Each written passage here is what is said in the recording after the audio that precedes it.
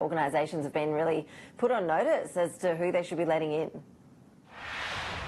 Particularly, Ash, if they do come from a Victorian hotspot. The Premier today really ramping up her warnings. It will mean that pubs, clubs, restaurants and other venues, when they check a person's ID or when they take down details for contact tracing, that they do not allow people into their premises if they come from a Victorian hotspot. Of course, yesterday the Premier warned that people in New South Wales should not be travelling to the border state and should avoid all non-essential travel to Melbourne. But as of today, though, organisations and businesses, she says, are at liberty to reject any traveller.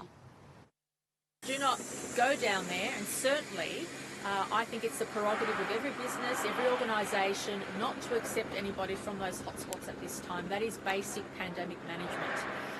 Do not take the risk, it's not worth it.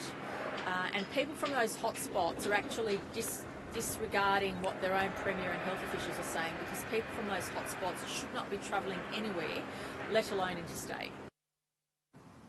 The Premier also says that ski resort operators should reject anyone from these Victorian hotspots, of course, as the ski season does begin. The border between New South Wales and Victoria will remain open right now. The New South Wales Deputy Premier, John Barilaro, yesterday saying that they are managing the situation between the two states very carefully, as we are expecting an influx in visitors due to the ski season, as well as the upcoming school holidays. Ash, overnight in New South Wales, just one new case of COVID-19, a returned traveller who is currently in quarantine, and there have been more than 8,200 tests during that period.